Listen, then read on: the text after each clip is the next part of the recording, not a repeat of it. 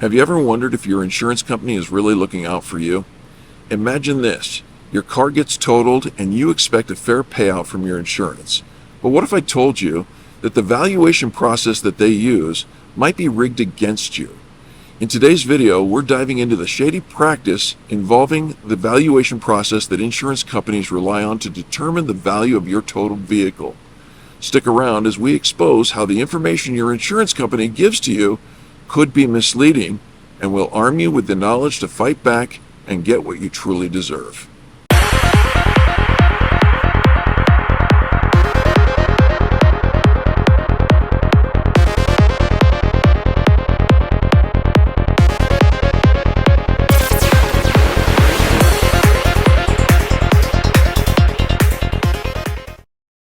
Hey everybody, welcome back to the airing of Grievances. I'm Eric Reamer and this is Robert Grieve. And today we're going to say happy Saturday to you. Happy Saturday to you, my dear friends. Happy Saturday to you. Thanks for tuning in. Absolutely. Your likes, your comments. This is going to be a good one. It is, and we're going to get right to it today because here's the reality. We've got another case of what appears to be bad blood in the water of an insurance company totaling a vehicle and valuing the actual cash value of the vehicle way under the actual market value. There's lots of tricks. Wow. Yeah, there's lots of tricks. Talk to us. Yeah, so keeping in mind this consumer-driven video, this is for you, the consumer. Absolutely.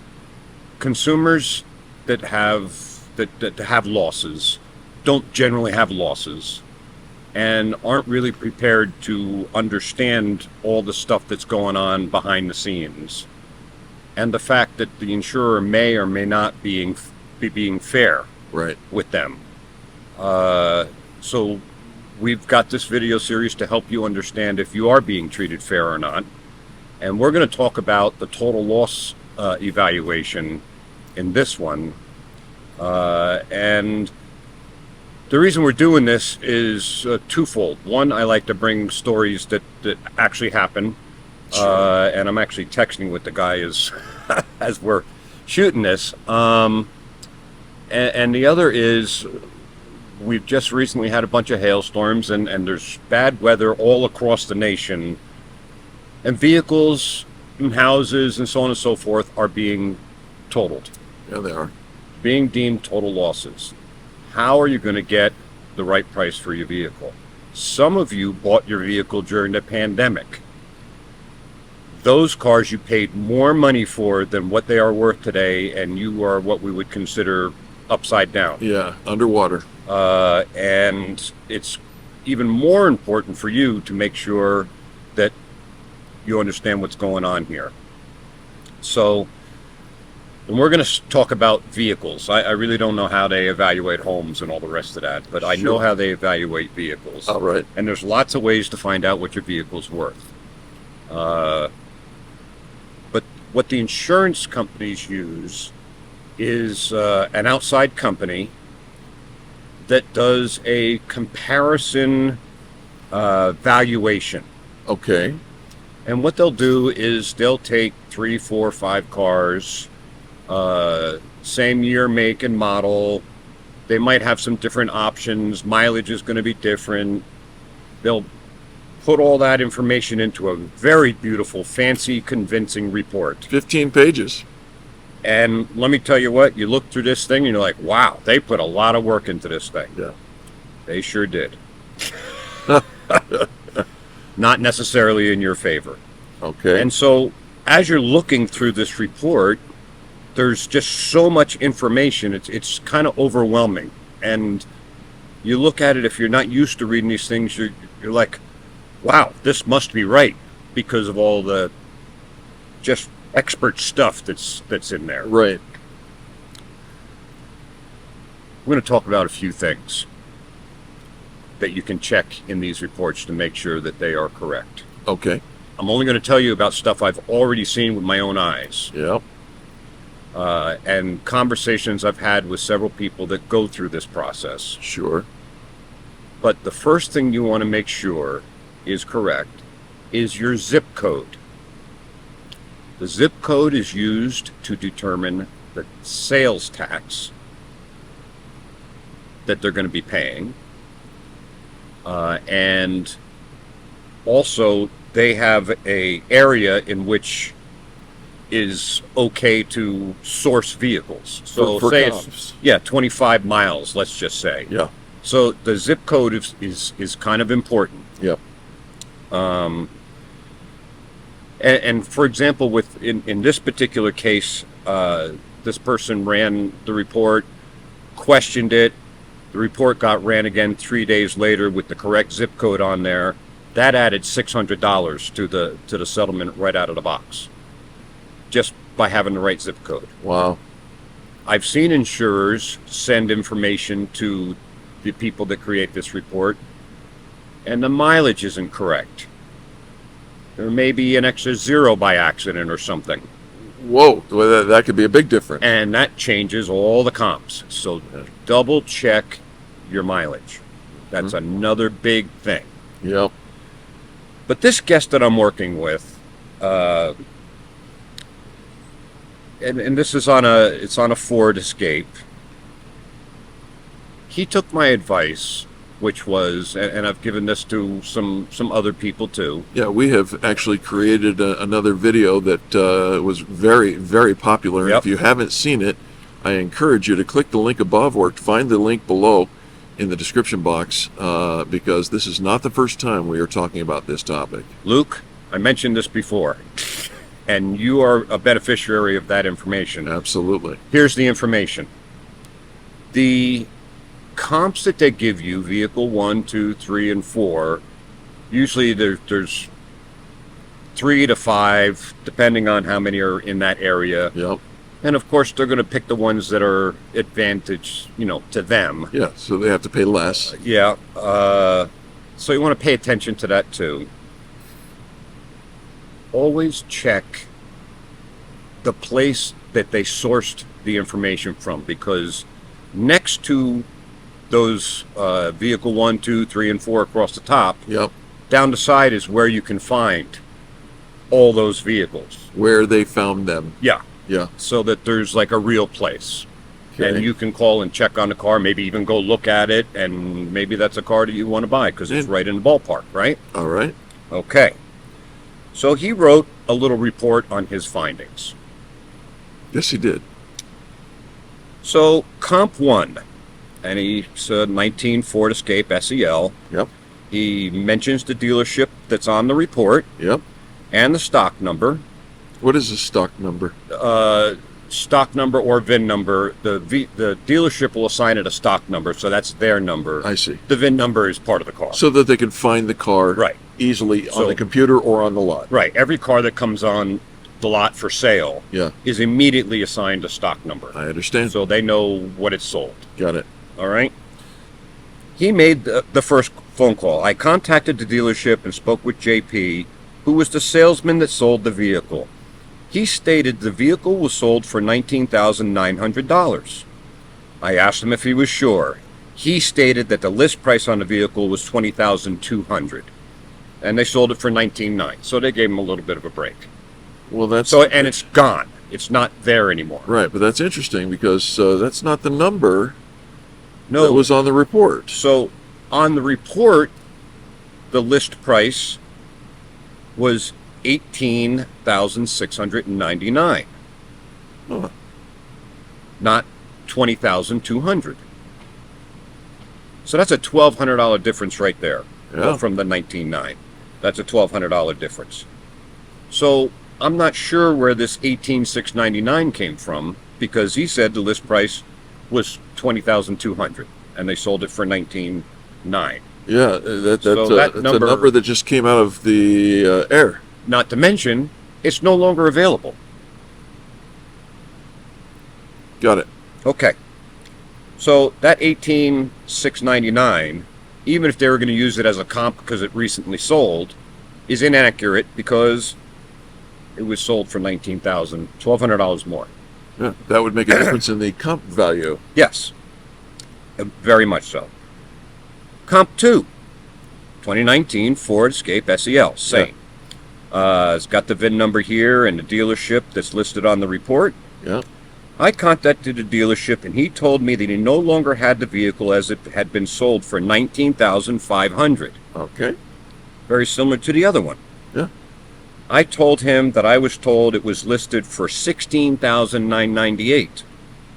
He told me that was incorrect and that it was sold for $19,500.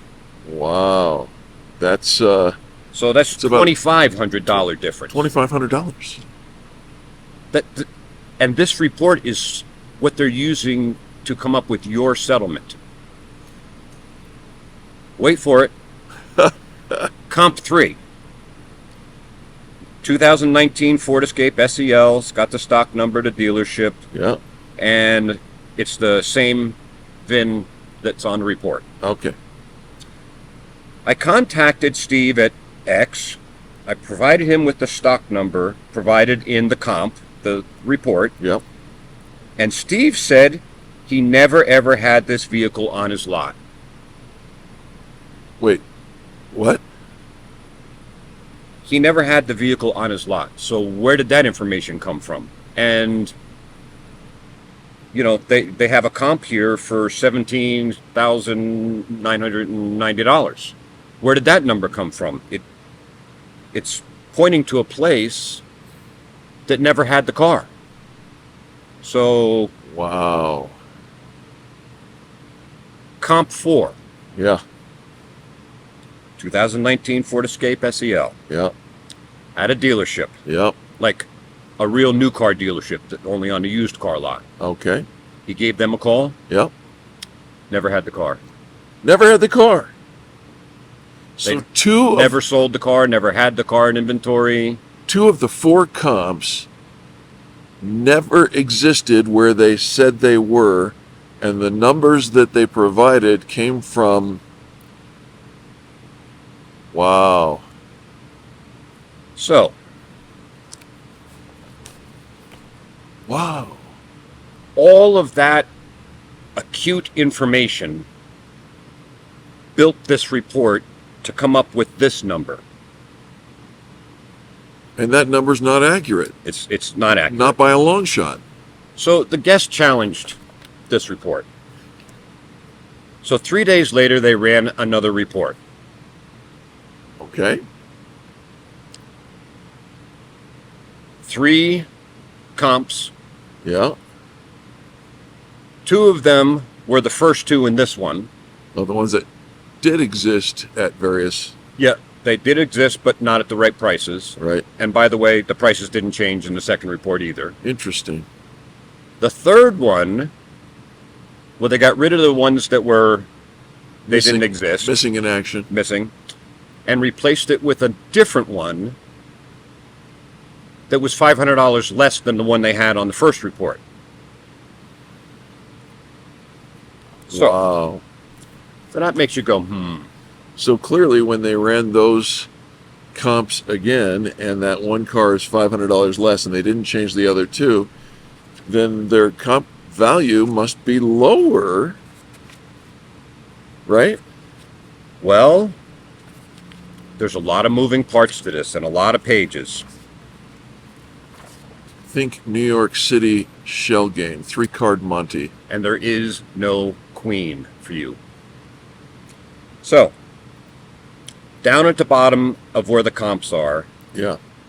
they have a little neat little spot that says adjustments.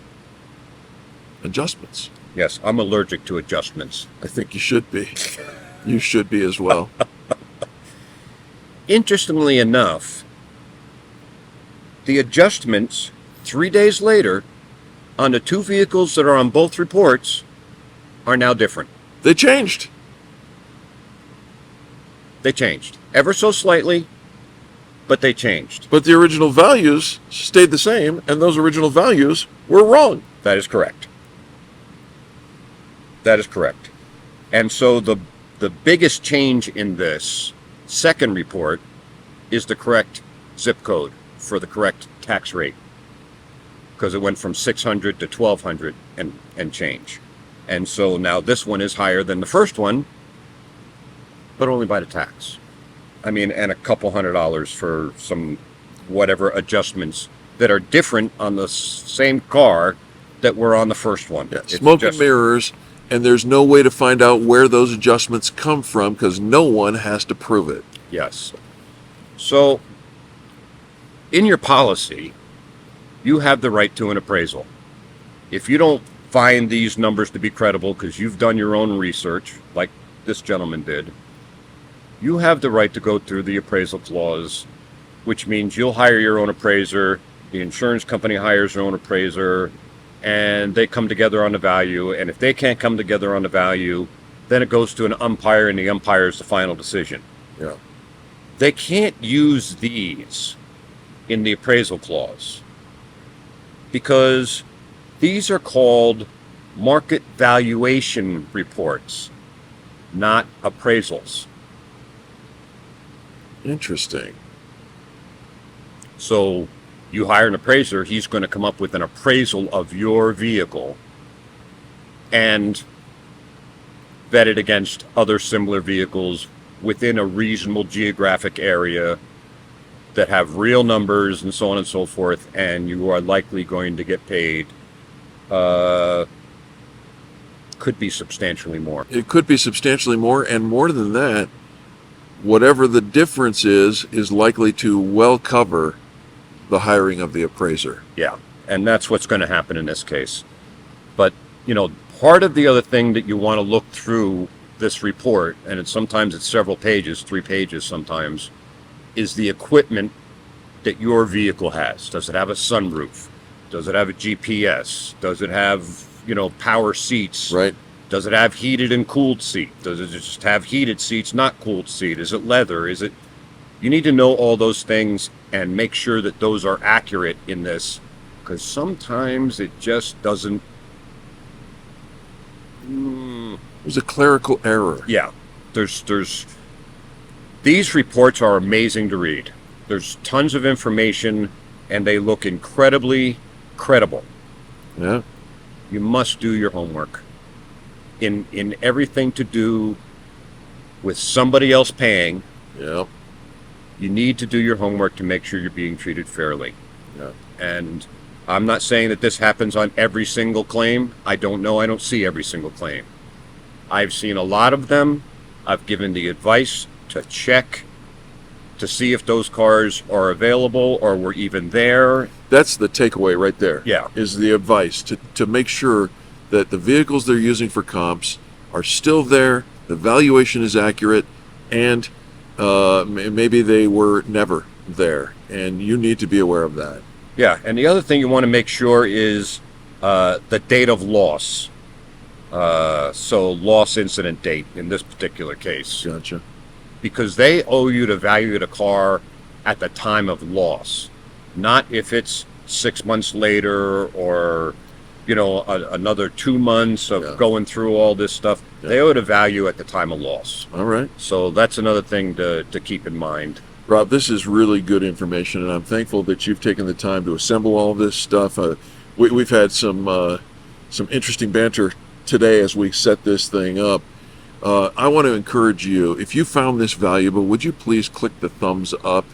Let YouTube know by that process. It's free. It's a like, but it lets YouTube know that this information is worth sharing. If you've made it all the way to this part of the video, Thank you. thank you so much. It means a lot to us. Share this with other people so that they too. There's a lot of people going to be going through this right now. I don't mean to interrupt. No. But with the hail and the weather systems that have been going through, forget about the crashes, them too. Yeah. But the big thing right now is there's so much hail damaged vehicles, and a lot of them are going to be deemed total losses, and a lot of these reports are going to be being generated. Yeah. If you need some help, let me know. Absolutely. Here's our phone number, just in case you do need some help. And mentioning hail, we're just at the very beginning of hail season. Yep. And it could very well get uglier before it gets better here in the Denver metro area, for sure, the state of Colorado, and of course other states that tune into us as well. Texas, Oklahoma, you guys are right there with us, so Yep. we're praying for you as well. All right, Rob. Happy Saturday to you. Yeah. My dear friends, happy Saturday to you. I hope you found this valuable. Share it with your friends and family. God bless. See you next Saturday.